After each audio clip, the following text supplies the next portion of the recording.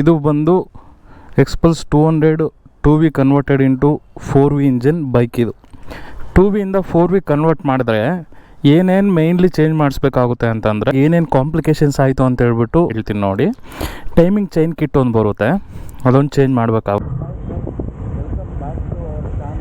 ಎಕ್ಸ್ಪಲ್ಸ್ ಒಂದು ತೊಗೊಂಡೆ bike. Actually ಈಗ ಇವತ್ತು ಕಂಟೆಂಟ್ ಏನು ಅಂತಂದರೆ ಎಕ್ಸ್ಪಲ್ಸ್ 2V ಫಸ್ಟ್ ಸರ್ವಿಸ್ ಕೊಟ್ಟಾಗ ನನಗೆ ಇದ್ರಲ್ಲಿ ಕಂಪ್ಲೇಂಟ್ ಜಾಸ್ತಿ ಬಂತು. ಸೊ ಅವಾಗ ಹೇಳಿದ್ರು, ಆ್ಯಕ್ಚುಲಿ ಫಸ್ಟ್ ತೊಗೊಳ್ಳಿಲ್ಲ, ಸೆಕೆಂಡ್ಸಲ್ಲಿ ತೊಗೊಂಡಿದ್ದು. ಅರೌಂಡ್ ಒಂದು 30-35 ಕಿಲೋಮೀಟರ್ಸ್ ಎಲ್ಲ ಕಂಪ್ಲೀಟ್ ಆಗಿತ್ತು. ಸ್ವಲ್ಪ ಬೈಕ್ ಕೂಡ ರಫ್ಯೂಸ್ ಆಗಿತ್ತು. ಲೇಹ್ ಲಡಾಖ್ ರೈಡೆಲ್ಲ ಕಂಪ್ಲೀಟ್ ಆಗಿದೆ. ಇನ್ನು ಗೊತ್ತಲ್ಲ, ಇನ್ನು ಅಲ್ಲೇ ಆಫ್ ರೋಡಿಂಗು ಕಂಪ್ಲೀಟಾಗಿ ಹೆಂಗಿರುತ್ತೆ ಅಂತ ಹೇಳ್ಬಿಟ್ಟು. ಸೊ ಈ ರೈಡೆಲ್ಲ ಕಂಪ್ಲೀಟ್ ಆದಮೇಲೆ ಮೀನ್ಸ್ ಇದು ಬೈಕ್ ಫಸ್ಟ್ ಓನರು ಅಷ್ಟು ನೀಟಾಗಿ ಮೇಂಟೈನ್ ಮಾಡಿರಲಿಲ್ಲ. ನಾರ್ಮಲ್ ಸರ್ವಿಸ್ ಥರ ಮಾಡಿಕೊಂಡು ಸುಮ್ಮನೆ ಹಂಗೆ ಬಿಟ್ಬಿಟ್ಟಿದ್ರು. ಹಾಗೆ ಬಿಟ್ಟು ಅದು ನಾನು ನೋಡ್ಕೊಂಡಿರ ನೀಟಾಗಿ ತಗೊಂಡಾದಮೇಲೆ ಒಂದು 600-700 ಕಿಲೋಮೀಟರ್ಸ್ ಹೊಡೆದಾದ್ಮೇಲೆ ಕಂಪ್ಲೇಂಟ್ಸು ಸ್ಟಾರ್ಟ್ ಆಯಿತು. ಏನಿಲ್ಲ, ಫಸ್ಟ್ ಕಂಪ್ಲೇಂಟ್ ಇದರಲ್ಲಿ ಸ್ಟಾರ್ಟ್ ಆಗಿದ್ದು ಬಂದು ಸ್ಮೋಕು ಹೆವಿ ಬರೋದು. ಸೊ ಸ್ಮೋಕ್ ಬರೋಕ್ಕೆ ಸ್ಟಾರ್ಟ್ ಆಯಿತು. ಆದಮೇಲೆ ನಾನು ಲೋಕಲ್ ಗ್ಯಾರೇಜ್ ಹತ್ರನೇ ಒಂದು ಸರಿ ಕೇಳಿದೆ ಗೊತ್ತಿರೋರ ಹತ್ರ. ಸೊ ಏನಾಗಿರ್ಬೋದು, ಸ್ಮೋಕ್ ಯಾಕೆ ಬರ್ತೈತೆ ಅಂತ. ಸ್ವಲ್ಪ ಜನ ಹೇಳಿದ್ರು ಮಿಕ್ಸ್ಡ್ ಪೆಟ್ರೋಲ್ ಏನಾದರೂ ಆಗಿರುತ್ತೆ, ಸೊ ಪೆಟ್ರೋಲಲ್ಲಿ ಏನಾದರೂ ಮಿಕ್ಸ್ ಆಗಿರೋದಕ್ಕೆ ಆ ಥರ ಸ್ಮೋಕ್ ರಿಲೀಸ್ ಆಗ್ತಿರ್ಬೋದು ಅಂತ. ಮತ್ತು ಇನ್ನೂ ಸ್ವಲ್ಪ ಜನ ಕೇಳಿದ್ರೆ ಅವರು ಡೈರೆಕ್ಟಾಗಿ ಹೇಳಿದ್ರು, ಇಲ್ಲ ಇಂಜಿನ್ ಸೀಸ್ ಆಗಿರ್ಬೋದು, ಬೋರ್ ಹೋಗ್ಬಿಟ್ಟಿರುತ್ತೆ, ಸೊ ನೀವು ಕಂಪ್ಲೀಟಾಗಿ ರೀಬೋರ್ ಆದರೂ ಮಾಡಿಸ್ಬೋದು, ಇಲ್ಲ ನೀವು ಇಂಜನ್ ಏನಾದರೂ ರೀಪ್ಲೇಸ್ ಮಾಡ್ಬೋದು ಅಂತಂದರು. ಅಲ್ಲಿ ಆ ಆಪ್ಷನ್ನು ನನಗೆ ಒಂದು ಸ್ವಲ್ಪ ಕನ್ಫ್ಯೂಷನ್ ಕೊಡ್ತು. ಲೈಕ್ ಹೆಂಗೆ ಅಂತಂದರೆ, ಈಗ 2V ಅಂದರೆ ಈಗ ನಾನು ರೀಬೋರ್ ಮಾಡಿಸ್ಬೇಕು. 2V ಇಂಜಿನಲ್ಲಿ ಏನೇನು ಕಂಪ್ಲೇಂಟ್ಸ್ ಇದೆಯೋ ಮತ್ತು ಮುಂದಕ್ಕೂ ಅದೇ ಬರಲ್ಲ ಅಂತ ಏನು ಗ್ಯಾರಂಟಿ. ಸೊ ಅದೇ ರೀಸನ್ಗೆ ಈಗ 2Vನೂ ಸ್ಟಾಪ್ ಆಯಿತು. ಅಪ್ಡೇಟ್ ಮಾಡಿದ್ರು 4Vಗೆ. ಸೊ 4Vಗೆ ಮಾಡಿದಾಗ ನಾನು 4V ತಗೊಳ್ಳಿಲ್ಲ. ಸೊ ಎಮರ್ಜೆನ್ಸಿಗೆ ಫ್ರೆಂಡೂ ಅರ್ಜೆಂಟ್ ಮಾಡ್ತಿದ್ದ ತಗೋ ಅಂತ. ಇನ್ನು ನನಗೂ ಇರಲಿ ಬಿಡು ಅಂತ ಹೇಳ್ಬಿಟ್ಟು ತೊಗೊಂಬಿಟ್ಟೆ ನಾನು. ಸೊ ಅದಕ್ಕೆ ಆಮೇಲೆ ಒಬ್ಬ ಮೂರನೇ ವ್ಯಕ್ತಿ, ಲೈಕ್ 2-3 ಗ್ಯಾರೇಜ್ ಕೇಳಾದ್ಮೇಲೆ ಮೂರನೇ ಗ್ಯಾರೇಜಲ್ಲಿ ಒಬ್ಬರು ಹೇಳಿದ್ರು, ನೀವು 2Vಯಿಂದ 4Vಗೆ ಮಾಡಿಬಿಡೋದು ತುಂಬ ಒಳ್ಳೆಯದು ಅಂತ. ಈಗ 2Vಗೂ 4Vಗೂ ಏನು ಡಿಫ್ರೆನ್ಸ್ ಅಂತಂದರೆ, 2V ಅಂದರೆ 2 ವ್ಯಾಲ್ಯೂಸ್ ಬರುತ್ತೆ, 4V ಅಂದರೆ 4 ವ್ಯಾಲ್ಯೂಸ್ ಬರುತ್ತೆ. ಈಗ ಇನ್ಲೆಟ್ಟು ಔಟ್ಲೆಟ್ಟು 2Vಯಲ್ಲಿ ಸಿಂಗಲ್ ಇರುತ್ತೆ. ಅದಕ್ಕೆ 4V ಮಾಡಿಸ್ಬಿಡಿ, ತುಂಬ ಬೆಸ್ಟು. ಇಂಜನ್ನು ಸ್ಮೂತ್ ಇರುತ್ತೆ, ಪರ್ಫಾರ್ಮೆನ್ಸ್ ಕೂಡ. ಸೊ ನಿಮಗೆ ಬೆಸ್ಟ್ ಆಗ್ಬೋದು ಅಂತೇಳಿ ಅಂದರು. ನಾನು ಓಕೆ ಮಾಡಿಸೋದೇನೋ ಒಳ್ಳೆಯದೇ, ಬಟ್ ಪ್ರೈಸ್ ಎಷ್ಟಾಗ್ಬೋದು ಅಂತ ಕೇಳಿದೆ. ಅವರು ಪ್ರೈಸ್ ಎಷ್ಟಾಗ್ಬೋದು ಅಂತ ಕೇಳಿದ್ರೆ ಅಪ್ರಾಕ್ಸಿಮೇಟಾಗಿ ಹೇಳಿದ್ರು. ನಾನು ಓಕೆ ಬಿಡು ಆಯಿತು, ಹೆಂಗಿದ್ರು ಮುಂದಕ್ಕಾದರೂ ಕಂಪ್ಲೇಂಟ್ಸ್ ಇರುತ್ತೆ, ಸೊ 4Vಗೆ ಮಾಡಿಬಿಟ್ರೆ ಯಾವುದೂ ತಲೆನೋವು ಇರಲ್ಲ ಅಂತೇಳ್ಬಿಟ್ಟು ಸ್ಟಾರ್ಟ್ ಮಾಡಿದೆ. ಅಲ್ಲಿ ಸ್ಟಾರ್ಟ್ ಮಾಡಿದಾಗಿಂದ ಒಂದೆರಡು ಬಂದಿರಲಿಲ್ಲ. ಸೊ ಈಗ ನಾನು ಏನು ಮಾಡಿದೆ ಅಂತಂದರೆ, ಜಸ್ಟ್ ಹೆಡ್ಡು ಮತ್ತು ಬೋರು, ಆ ಪಿಸ್ಟನ್ ಏನಿದೆಯೋ ಪಿಸ್ಟನ್ನು ಮತ್ತು ಆ ವ್ಯಾಲ್ವ್ ಸೆಟ್ನ ಚೇಂಜ್ ಮಾಡಿಬಿಟ್ಟೆ. ಸೊ ಸೆಟ್ ಚೇಂಜ್ ಮಾಡಿದಾಗ ಅಲ್ಲಿಂದ 1 by 1 ಸ್ಟಾರ್ಟ್ ಆಗ್ತಾ ಬಂತು. ಮತ್ತು ಗೇರ್ ಬಾಕ್ಸಲ್ಲಿ ಗೇರ್ಸ್ ಹೋಗಿದ್ದಾವೆ ಅಂತಂದರು. ಸರಿ ಆಯಿತು ಅಂತೇಳಿ ಒಂದು 3-4 ಗೇರ್ಸ್ ತಂದುಕೊಟ್ಟೆ. ಸರಿ ಅಂತ ಅದು ಹೋಯ್ತು. ಅದಾದಮೇಲೆ ಇದು ಕ್ಲಚ್ ಪ್ಲೇಟ್ಸ್ ಹೋಗಿದೆ ಅಂತ ಹೇಳಿದ್ರು. ಈ ಕ್ಲಚ್ ಪ್ಲೇಟ್ಸ್ ಏನಾಗುತ್ತೆ ಅಂತಂದರೆ, ಇಂಜಿನ್ ಆಯಿಲ್ನ ಈಸಿಯಾಗಿ ಬರ್ನ್ ಮಾಡಿ ಬಿಸಾಕ್ಬಿಡುತ್ತೆ ಕ್ಲಚ್ ಪ್ಲೇಟ್ಸ್ ಏನಾದರೂ ಹೋದರೆ. ಸೊ ಅದಕ್ಕೆ ಕ್ಲಚ್ ಪ್ಲೇಟ್ಸ್ಲೆಲ್ಲ ರೀಪ್ಲೇಸ್ ಮಾಡಿಸಿ ಆಮೇಲೆ ಸರಿ ಅಂತೇಳ್ಬಿಟ್ಟು ಹೆಡ್ಡು ಬೋರು 2 ತಂದುಕೊಟ್ಟೆ. ಅದರದ್ದು ಹೆಡ್ಡು ಬೋರ್ ಹೆಂಗಿರುತ್ತೆ ಅಂತ ಹೇಳ್ಬಿಟ್ಟು ಇಂಜನ್ ಬಿಚ್ಚಿದಾಗ ಒಂದು ವೀಡಿಯೋ ಮಾಡಿದ್ದೆ, ಅದನ್ನು ಸೆಂಟ್ರಲ್ಲೇ ಎಡಿಟ್ ಮಾಡ್ತೀನಿ ಈಗ.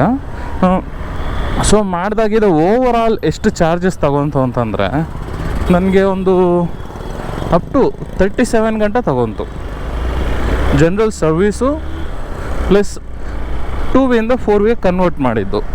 37,000 ಅಂತಂದರೆ ವಿತ್ ಲೇಬರ್ ಚಾರ್ಜು, ಅದಕ್ಕೆ ಬೇಕಿರೋ ಸ್ಪೇರ್ಸ್ ಎಲ್ಲ ಸೇರಿ ಎಲ್ಲನೂ. ಸೊ ಓವರ್ ಆಲ್ ಈಗ ಈ ಬೈಕ್ ನನಗೆ ಹೆಚ್ಚು ಕಮ್ಮಿ ಅಂದ್ರೂ 1,40,000 ಗಂಟೆ ಆಯಿತು. ನಾನು ತೊಗೊಂಡಿದ್ದು ಕಮ್ಮಿಗೆ 1,00,000ಗೆಲ್ಲ ಸಿಕ್ತು. ಬಟ್ ಅದ್ರ ಮೇಲೆ service charge means engine complaints ಬಂತಲ್ಲ, ಅಲ್ಲಿಂದ ಇವೆಲ್ಲ ಸ್ಟಾರ್ಟ್ ಆಯಿತು. ಸೊ ಬಟ್ ಈಗ ನನಗೆ ಪರ್ಫಾರ್ಮೆನ್ಸ್ ಅಂತೂ ಸಖತ್ತಾಗಿದೆ. ಪರ್ಫಾರ್ಮೆನ್ಸ್ ವಿಚಾರದಲ್ಲಿ ಏನೂ ಬೇಜಾರಿಲ್ಲ. ಸೌಂಡ್ ಒಂಚೂರು ವೇರಿಯೇಟ್ ಆಗಿದೆ, ಬಟ್ ಸ್ಮೂತ್ ಇದೆ. ಇಂಜಿನ್ ಎಷ್ಟು ಸ್ಮೂತ್ ಇದೆ ಅಂತಂದರೆ 100-115ನಲ್ಲಿ ಹೋದ್ರೂ ಲೈಕ್ ಏನು ಫೀಲ್ ಆಗಲ್ಲ, ಲೈಕ್ ಸ್ಮೂತಾಗಿ ಹೋಗ್ತಿದ್ದೀನಿ ಅನ್ನೋ ಫೀಲೇ ಸಿಗುತ್ತೆ. ಇದು ಲಾಂಗ್ ಜಾಸ್ತಿ ತೊಗೊಂಡ್ಬಿಡ್ತು ಟೈಮ್.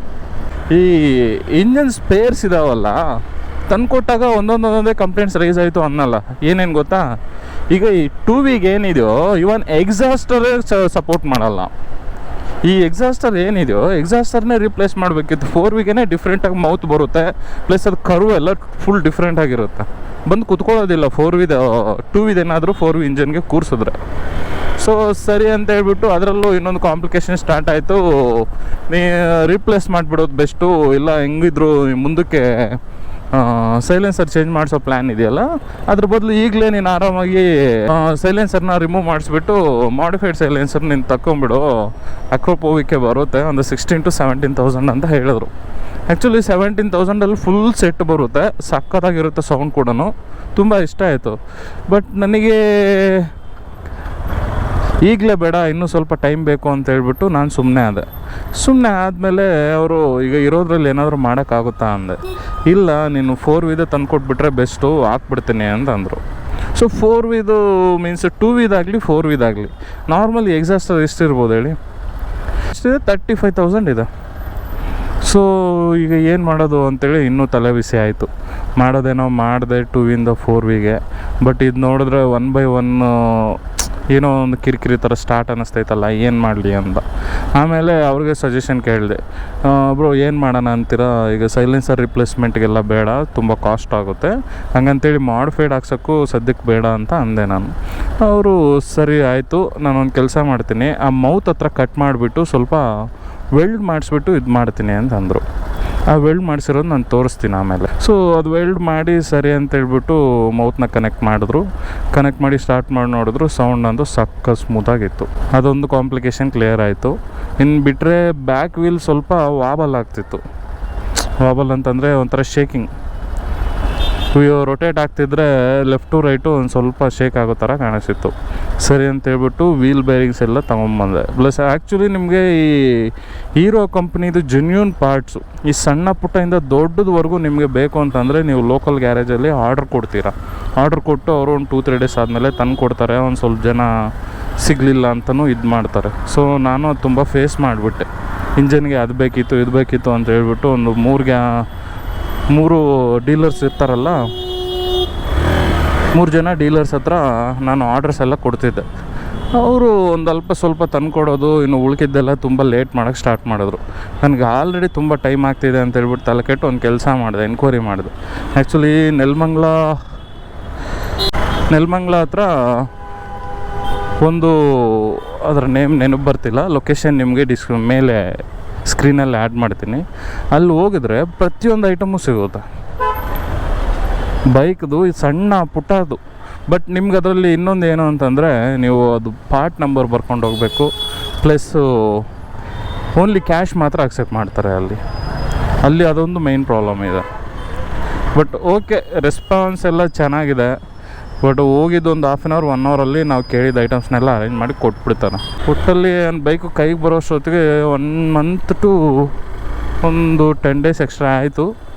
ಬಟ್ ಓಕೆ, ಆ ಬೈಕ್ ರೆಡಿ ಆದ ತಕ್ಷಣ ಒಂದು ಚಿತ್ರದುರ್ಗ ಗಂಟ ಹೋಗಿ ಬಂದೆ. ಪರ್ಫಾರ್ಮೆನ್ಸ್ ಅಂತೂ ನಂಗೆ ಸಾಕತ್ತು ಇಷ್ಟ ಆಯಿತು. ಇದು ಬಂದು ಎಕ್ಸ್ಪಲ್ಸ್ 200 2V converted into 4V engine bike ಇದು. ಸೊ ಈಗ ನನಗೆ ಏನೇನು ಕಾಂಪ್ಲಿಕೇಶನ್ಸ್ ಆಯಿತು ಅಂತ ಹೇಳ್ಬಿಟ್ಟು ಒಂದೊಂದು ಡೀಟೇಲಾಗಿ ಹೇಳ್ತೀನಿ ನೋಡಿ. ಸೊ ಈಗ ನಾನು ಏನೇನು ಮೈನ್ ರೀಪ್ಲೇಸ್ ಮಾಡಿಸಿದ್ದು ಅಂದರೆ, ಈಗ ಇದರಲ್ಲಿ ಇದು ಇಂಜನ್ ಅಸೆಂಬ್ಲಿ. ಈಗ ಇದರಲ್ಲಿ ಏನಾಯಿತು ಅಂತಂದರೆ, ಇದು ಇಂಜನ್ ಹೆಡ್ಡು, ಜಸ್ಟ್ ಇದು ಪಿಸ್ಟನ್ನು. ಈಗ ಇದು ಪಿಸ್ಟನ್ ಸೆಟಪ್ ಇದು ಬರುತ್ತೆ, ಇದು ಸ್ಟ್ಯಾಂಡರ್ಡ್ ಸೈಜೇ ಇತ್ತು ಪಿಸ್ಟನ್ನು. 4V ತಂದಿದ್ದು. ಇದು ಬಂದು 4Vದು 4 ವ್ಯಾಲ್ವ್ಸದು ಹೆಡ್ ತರಿಸಿದ್ದು. ಸೊ ಇದರಲ್ಲಿ 4 ವ್ಯಾಲ್ವ್ ಪ್ಲಸ್ ಒಂದು ಪಿಸ್ಟನ್ನು, ಸ್ಟಾರ್ಟಪ್ ಮೋಟರ್. ಅದು ಇಂಜಿನ್ ಸ್ಟಾರ್ಟ್ ಆಗೋದಕ್ಕೆ ಮೋಟ್ರ್ ಬರುತ್ತಲ್ಲ, ಹೆಲ್ಪ್ ಮಾಡುತ್ತೆ ಅದು. ಸೊ ಇನ್ನು ಇದರಲ್ಲಿ ಕ್ಲಚ್ ಪ್ಲೇಟ್ಸ್ ಎಲ್ಲ ಬರುತ್ತೆ, ಕ್ಲಚ್ ಪ್ಲೇಟ್ ಅಸೆಂಬ್ಲಿ ಪೂರ್ತಿ ಬರುತ್ತೆ. ಸೊ ಇದರೊಳಗಡೆ ಕ್ಲಚ್ ಪ್ಲೇಟ್ಸ್ ಏನಾದರೂ ಹೋಯ್ತು, ಮತ್ತು ಇನ್ನೊಂದು ಅದ್ರ ಸಪೋರ್ಟರ್ ಹೋಲ್ಡ್ರ್ ಒಂದಿರುತ್ತೆ, ಅದು ಆ್ಯಕ್ಚುಲಿ ಹೋಗಿತ್ತು, ರಿಪ್ಲೇಸ್ ಮಾಡಬೇಕು ಅಂದರು. ಇಲ್ಲ, ಅದು ಲೇತಲ್ಲಿ ಸ್ವಲ್ಪ ಅಡ್ಜಸ್ಟ್ ಮಾಡಿಸಿದ್ರೆ ಆಗುತ್ತೆ ಅಂತ ಹೇಳಿ ಅದನ್ನು ಹಂಗೆ ಮಾಡಿಸಿ, ಸೊ ಕ್ಲಚ್ ಪ್ಲೇಟ್ಸ್ನ ಹಂಗೆ ಹಾಕ್ಸಿದ್ದು. ಆಯಿಲ್ನ ಬರ್ನ್ ಮಾಡುತ್ತೆ ಕ್ಲಚ್ ಪ್ಲೇಟ್ಸ್ ಏನಾದರೂ ಹೋಗಿದ್ರು. ಪ್ಲಸ್ ಇಂಜನ್ ಸೀಸ್ ಆಗಿದ್ರೂ ಸೊ ಆಯಿಲ್ನ ಆರಾಮಾಗಿ ಕುಡ್ಕೊತ ಹೋಗ್ತಾ ಇರುತ್ತೆ. ಸೊ ಕುಡ್ಕೊತ ಹೋದರೆ ಇಂಜನಲ್ಲಿ ಪರ್ಫಾರ್ಮೆನ್ಸ್ ಕಂಪ್ಲೀಟಾಗಿ ಡೌನ್ ಆಗುತ್ತೆ. ಸೊ ಈಗ ಇದನ್ನು ಚೇಂಜ್ ಮಾಡಿದಾಗ ಇದಕ್ಕೆ ಎಕ್ಸಾಸ್ಟರ್ ಏನಿದೆಯೋ ಈ ಎಕ್ಸಾಸ್ಟರ್ ಕಾಣಿಸಿದೆಯಲ್ಲ ಇದು ಬಂದು 2V ಇದು 4Vಗೆ ಸಪೋರ್ಟ್ ಮಾಡಲ್ಲ. ಸೊ ಸಪೋರ್ಟ್ ಮಾಡಲ್ಲ, ಯಾಕೆ ಮಾಡಲ್ಲ ಅಂತಂದರೆ ಇಲ್ಲಿಂದ ಬಂದು ಇಲ್ಲಿ ಕರ್ವ್ ಇರುತ್ತಲ್ಲ, ಈ ಕರ್ವ್ ಸ್ವಲ್ಪ ಟಿಲ್ಟ್ ಆಗುತ್ತೆ. ಪ್ಲಸ್ ಈ ಮೌತ್ ಸ್ವಲ್ಪ ವೇರಿಯೇಷನ್ ಇದೆ, ಆ ಮೌತ್ ಸಮೇತ ಸಪೋರ್ಟ್ ಆಗ್ತಿರ್ಲಿಲ್ಲ. ಆ ಮೌತಲ್ಲೂ ಸ್ವಲ್ಪ ಅಲೈನ್ಮೆಂಟ್ ಮಾಡಿಬಿಟ್ಟು ಇಲ್ಲಿ ಕಟ್ ಮಾಡಿದ್ದಾರೆ ನೋಡಿ, ಇಲ್ಲಿ ಕಟ್ ಮಾಡಿ ಆ ಕರ್ವ್ನ ಬೆಂಡ್ ತೆಗಿಯೋಕ್ಕಾಗಲ್ಲ ಅಂತ ಹೇಳ್ಬಿಟ್ಟು ಇದಕ್ಕೆ ಸಪ್ರೇಟಾಗಿ ಅಂತಂದು ಆಲ್ಟ್ರ್ ಮಾಡಿರೋದು, ಮೀನ್ಸ್ ವೆಲ್ಡ್ ಮಾಡಿದ್ದಾರೆ ನೋಡಿ. ಮತ್ತು ಮೇನ್ ಕಾಂಪ್ಲಿಕೇಶನ್ನು ಇದು ತುಂಬ ಟಚ್ ಆಗ್ತಿದೆ. ಇಲ್ಲಿ ಸ್ಪೇಸ್ ಬರಬೇಕು ಒಂದು ಸ್ವಲ್ಪ ಒಂದು 1/2 ಇಂಚ್ ಅಷ್ಟಾದರೂ, ಬಟ್ ಒಂಚೂರು ಸ್ಪೇಸ್ ಸಿಗ್ತಿಲ್ಲ ಇಲ್ಲಿ. ಈಗ ಇದನ್ನು ರೀಪ್ಲೇಸ್ ಮಾಡಬೇಕಾಗುತ್ತೆ, ಯಾಕಂದರೆ ಸೈಲೆನ್ಸರ್ನ ಫುಲ್ ಪ್ರೆಸ್ ಮಾಡ್ತಿದೆ. ಇಲ್ಲಿ 2Vಯಿಂದ 4V ಕನ್ವರ್ಟ್ ಮಾಡಿದ್ರೆ ಏನೇನು ಮೇಯ್ನ್ಲಿ ಚೇಂಜ್ ಮಾಡಿಸ್ಬೇಕಾಗುತ್ತೆ ಅಂತಂದರೆ, ರಫ್ ಆಗಿ ಲೀಸ್ಟ್ ಹೇಳ್ತೀನಿ ನೋಡಿ. ಟೈಮಿಂಗ್ ಚೈನ್ ಕಿಟ್ ಒಂದು ಬರುತ್ತೆ, ಅದೊಂದು ಚೇಂಜ್ ಮಾಡಬೇಕಾಗುತ್ತೆ. ಪ್ಲಸ್ ಇದು ಗೇರ್ ಬ್ಯಾಲೆನ್ಸರ್ ಒಂದು ಬರುತ್ತೆ, ಗೇರ್ ಬ್ಯಾಲೆನ್ಸರ್ನ ಚೇಂಜ್ ಮಾಡಬೇಕು. ಇನ್ನು ಬಿಟ್ಟರೆ ಆಟೋ, ಈಗ ಇದರಲ್ಲಿ ಗೇರ್ ಬಾಕ್ಸ್ ಸೆಟಪ್ಪಲ್ಲಿ ಏನೇನಿದೆಯೋ 2Vದು ಇನ್ನೆಲ್ಲ ಆಟೋಮೆಟಿಕ್ ಸಪೋರ್ಟ್ ಆಗುತ್ತೆ. ಇನ್ನು ಅದು ಬಿಟ್ಟು ಮೈನಾಗಿ ಏನು ಚೇಂಜ್ ಮಾಡಿಸ್ಲೇಬೇಕಾಗಲ್ಲ. ಇನ್ನು ಸ್ಪಾರ್ಕ್ ಪ್ಲಗ್ ಒಂದು, ಇನ್ನು ರೋಟಿನಾಗಿ ಹೆಡ್ ಕವರಿಂದ ಈ ಕಂಪ್ಲೀಟ್ ಸೆಟ್ ಇದೆಲ್ಲ ರೀಪ್ಲೇಸ್ ಮಾಡಬೇಕಾಗುತ್ತೆ. ಇದಕ್ಕೆ ಯಾವುದು 2V ಸಪೋರ್ಟ್ ಮಾಡೋದಿಲ್ಲ, ಇನ್ಕ್ಲೂಡಿಂಗ್ ಸೈಲೆನ್ಸರ್ ಸಮೇತ. ಆ್ಯಕ್ಚುಲಿ ಚೈನ್ ಸ್ಪ್ರಾಕೆಟು ಚೇಂಜ್ ಮಾಡಿಸಿದ್ರೆ ಬೆಸ್ಟು ಅಂತ ಹೇಳ್ತಿದ್ದಾರೆ, ಮೀನ್ಸ್ 4Vದೇ ಹಾಕಿದ್ರೆ ಇನ್ನೂ ಪರ್ಫಾರ್ಮೆನ್ಸ್ ಚೆನ್ನಾಗಿರುತ್ತೆ ಅಂತ. ಸೊ ಚೈನ್ ಸ್ಪ್ರಾಕೆಟು ನಿಮ್ಮದು ಆಪ್ಷನ್, ಅವರು ನೀವು ಚೇಂಜ್ ಮಾಡಿಸ್ಕೋಬೇಕು, ಇನ್ನೂ ಪರ್ಫಾರ್ಮೆನ್ಸ್ ಇನ್ಕ್ರೀಸ್ ಮಾಡ್ಕೋಬೇಕು ಅಂತಂದರೆ ನೀವು ಆರಾಮ್ಸೆ ಮಾಡಿಸ್ಕೋಬೋದು. ಇಲ್ಲಿಗೆ ಮುಕ್ತಾಯ. ಇನ್ನು ನೆಕ್ಸ್ಟು ಆಲ್ಮೋಸ್ಟ್ ಜಾಸ್ತಿನ ಎಕ್ಸ್ಪಲ್ಸಲ್ಲೇ ಬರುತ್ತೆ ವ್ಲಾಗ್ಸ್ ಎಲ್ಲ. So keep on supporting me. So ನೀವು ಸಪೋರ್ಟ್ ಮಾಡಿದಷ್ಟು ನನಗೆ ವೀಡಿಯೋ ಮಾಡೋಕ್ಕೆ ಸ್ವಲ್ಪ ಮೋಟಿವೇಶನ್ ಫೀಲ್ ಇರುತ್ತೆ. So thank you. ಸ್ವಲ್ಪ ಸಬ್ಸ್ಕ್ರೈಬ್ ಮಾಡ್ಕೊಂಬಿಡಿ.